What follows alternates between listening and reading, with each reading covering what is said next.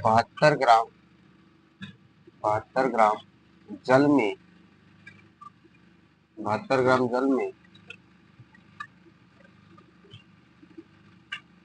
46 gram ethyl alcohol ethyl alcohol ethyl alcohol मिलाया गया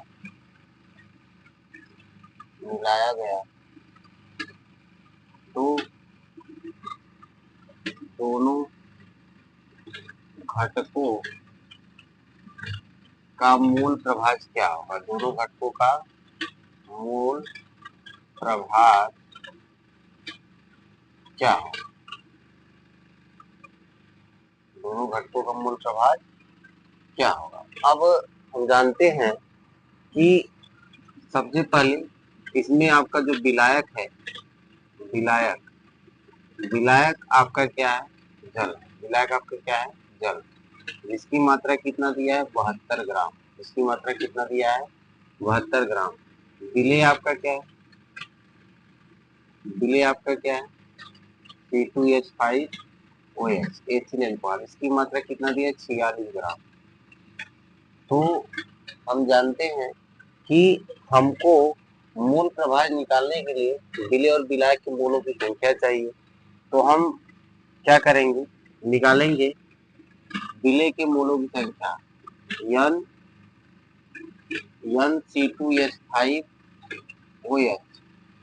अब इसके मोलों की संख्या निकालने के लिए इसका भार ग्राम में 46 दिया है, और जब हम इसका अणु भार निकालेंगे तो कार्बन का परमाणु भार कितना होगा? 12 गुणे 2 प्लस 1 गुणे 5 प्लस 16 प्लस 1।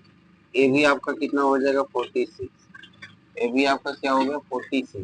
46 को 46 से डिवाइड कर देंगे तो NC2H5OH अर्थात एथिल एल्कोहल के मोलों की जो संख्या है वो आपका कितना आ गया? 1। इसी प्रकार जल के मोलों की संख्या निकालेंगे NH2O।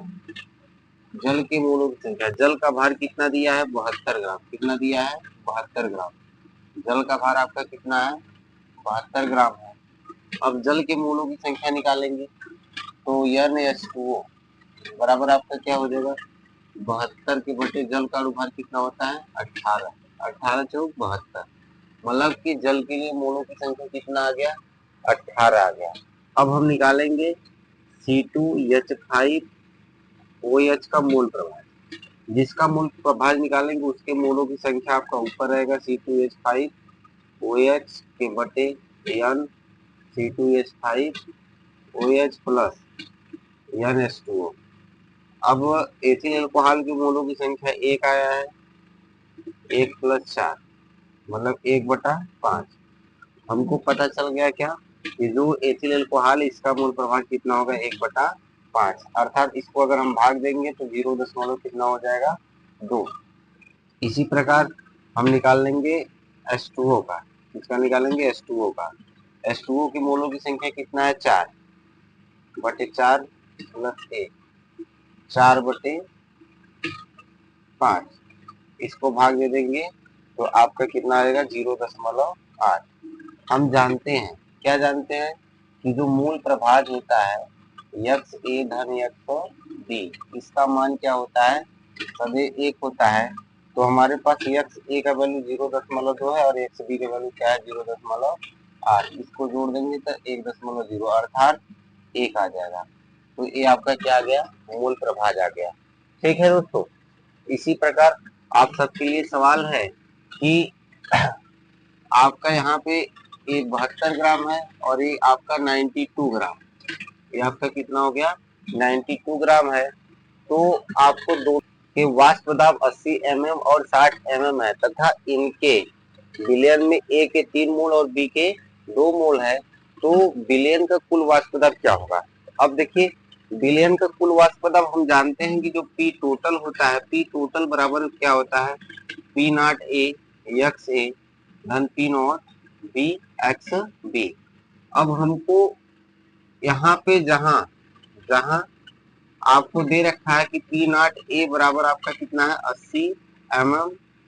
ठीक, P0 बी बराबर आपका कितना है 60 mm। अब हम निकालेंगे यक्स ए का वैल्यू निकालने के लिए हमको ए का वैल्यू कितना दिया है 3 मोल, एक एक वैल्यू कितने दिए 3 मोल, तो 3, बी का वैल्यू आपका 3 + 2, मतलब कि यक्स ए का जो वैल्यू है 3 बटे कितना आ गया 5। इसी प्रकार यक्स बी का वैल्यू कितना हो जाएगा, यक्स बी का वैल्यू 2 बटे कितना हो जाएगा 3 + 2, एक्स बी बराबर आपका कितना हो जाएगा 2/5। मतलब कि यक्स ए और एक्स बी मतलब कि दोनों अवयव के हमको मूल प्रभाज पता चल गया। जो आपका विलायक है उसका मूल प्रभाज 3/5 और जो विलेय है उसका मूल प्रभाज 2/5 है।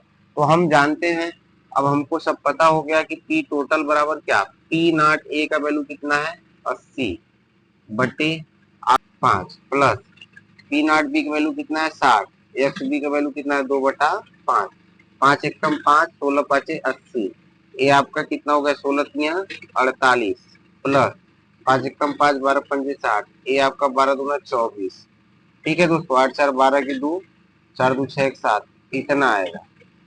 कुल वाष्प दाब पी टोटल विलयन का कुल वाष्प दाब आपका कितना है 3 ग्राम यूरिया को 100 ग्राम जल में घोलने पर जल के क्वथनांक में उन्नयन की गणना कीजिए। जल के लिए मोलल उन्नयन स्थिरांक का वैल्यू आपके पास दिया 0.52 केल्विन किलोग्राम मोल इनवर्स है। तो हम जानते हैं, क्या जानते हैं कि क्वथनांक में उन्नयन डेल्टा टीबी बराबर केबी गुणे 1000 गुणे डब्ल्यू बी बटे M B into W A, जहां आपका क्या है केबी क्या है मूलन उन्नयन स्थिरांक डब्ल्यू ए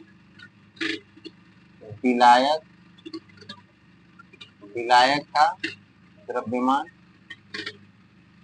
डब्ल्यू बी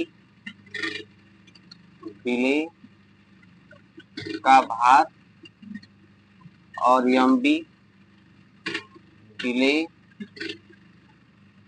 का अनुभार और डेल्टा टीबी क्वथनांक में उन्नयन। ठीक है दोस्तों, ये आपको मैं फॉर्मेट दे दिया। अब हमको इस सवाल में डब्ल्यू बी विलेय का भार दिया है 3 ग्राम, विलेय का भार कितना दिया है 3 ग्राम, डब्ल्यू ए विलायक का भार दिया आपको 100 ग्राम, ठीक, और डेल्टा और केबी जल के लिए केबी का भी मान आपको दे रखा है कितना 0.52 केल्विन किलोग्राम मोल इनवर्स। तो हम जानते हैं जो विलेय है यूरिया का सूत्र क्या होता है, यूरिया का सूत्र होता है NH2CO NH2। अब इसका हम लोग निकालेंगे मोलर द्रव्यमान। नाइट्रोजन का परमाणु भार 14, हाइड्रोजन के 1 गुणे 2, कार्बन का आपका 12 होता है, ऑक्सीजन का 16 होता है, नाइट्रोजन का 14 प्लस 1 गुणे 2, इसको पूरा हम ऐड कर देंगे कितना आएगा 60, कितना आएगा 60। अब इस वैल्यू को जो दिया है सबको हम फुल इसमें फिलअप कर देंगे। डेल्टा टीबी बराबर क्या हो जाएगा, केबी का वैल्यू दिया है 0.52 गुणे 1000 और डब्ल्यू बी का वैल्यू दिया है 3 बटे आपका क्या हो जाएगा एम बी का वैल्यू आपका 60 है और डब्ल्यू ए का वैल्यू आपका 100 है। तो क्या हो जाएगा, एक जीरो से एक जीरो कट जाएगा, 100 से इसमें मल्टीप्लाई कर देंगे हम, सब कितना हो जाएगा 52 गुणे 3 बटे आपका हो जाएगा 60 गुणे 10, ठीक, 3 से काटे 3 एकम 3, 3 दूनी 6, आपका क्या हो गया 52 बटे 30 गुणे 10, 2 से काट दीजिए इसको, 2 एकम 2, 2 पंजे 10, 2 एक दूनी 4, 2 दूनी 4, 2 छक्के 12, 2 से काट दीजिए 2 पंजे 10, ये आपका 13। अब आपका आ गया कितना 13 बटे 15 पचे 75। ठीक, अब हम क्या करेंगे, इसमें डिवाइड करेंगे तो यहाँ पे आपका क्या हो जाएगा, डिवाइड करेंगे तो ये आपका कितना हो जाएगा 130। अब 130 से भाग देंगे, इसमें कितने बार जाएगा, एक बार जाएगा। कितने बार जाएगा, एक बार जाएगा। 75 घटा देंगे। ठीक,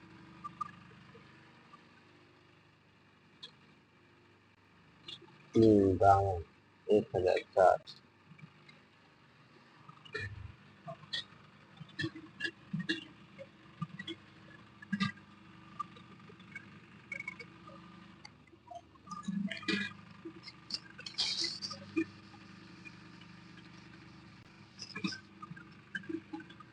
ठीक है दोस्तों, अब हम क्या करेंगे, इसको हल करेंगे। जब इसको हल करेंगे तो इसका गुणा इसमें कर देंगे तो 520 गुणे 3 हो जाएगा, बटे आपका कितना हो जाएगा 60 गुणे 100। एक जीरो से एक जीरो कैंसिल हो जाएगा, 3 एकम 3, 3 दूनी 6, ये आपका 20 हो गया। 2 एकम 2, 2 दूनी 4, 2 छक्के 12। अब आपका कितना हो गया 26 के बटे 10 दाम में 100, 26 के बटे 100। अब इसमें हम भाग देंगे, यहाँ पे जीरो लगा लेंगे तो 0 कितना हो जाएगा 26 केल्विन।